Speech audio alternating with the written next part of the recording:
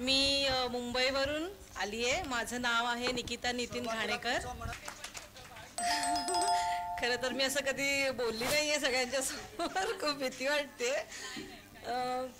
छान आहे अनुभव मॅडमचा. माझा प्रवास मी आधी पण सांगितला आहे, खूप खडतर होता खरं तर, पण तो मॅडमनी सुखकर केला. आणि ज्या पद्धतीने आमची त्यांनी काळजी घेतली, त्यांच्या स्टाफनी, सगळ्यांनी, सरांनी, खूप छान वाटलं. आणि असंच ज्यांना कोणाला त्रास आहे त्यांना मॅडमचा सहवास मिळावा आणि त्यांनाही असं एक छान गोड बाळ व्हावं असं आमची इच्छा आहे. खूप खूप खूप छान वाटते, खूप भारी वाटते, आनंद आहे आम्हाला. आमच्या घरातलेही खूप खुश आहेत आणि मॅडमना म्हणजे आमच्या घरातले जे कोणी मोठे माणसं आहेत त्यांचे आशीर्वाद आहेत मॅडमना आणि आमचा ऑल द बेस्ट. प्रवास सांगायचा म्हणजे आधी तर माझे पहिलं बाळ गेलं म्हणा किंवा माझे जे मिसकॅरेज झाले ते खूप निराशादायी होते.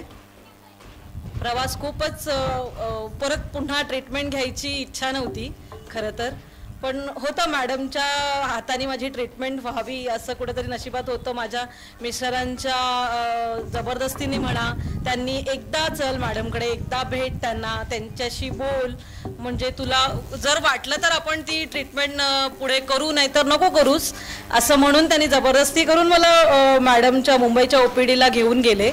आणि मी फक्त एकदाच भेटले मॅडमला. त्यांच्या बोलण्याने म्हणजे खूप पॉझिटिव्ह वाटलं. असं वाटत होतं की हां, कदाचित या वेळेला मला जे हवंय ते इच्छित फळ माझं मला मिळेल.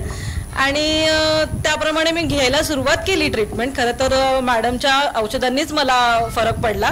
आणि त्यानंतर जो माझा प्रवास सुरू झाला, मॅडमनी मला पावलावर खूप मदत केली, खूप काळजी घेतली त्यांनी माझी, अगदी पहिल्या महिन्यापासून माझ्या 9व्या महिन्यापर्यंत.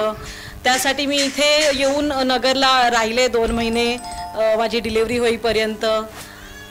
खूप म्हणजे त्रास होत होता, चालायला जमत नव्हतं शेवटी. त्यामुळे तरीसुद्धा मॅडम अगदी रात्री पण गरज लागली तरी निकिता फोन कर, अजिबात टेन्शन घेऊ नको. माझ्यापेक्षा जास्त टेन्शन मॅडमना होतं, सरांना होतं.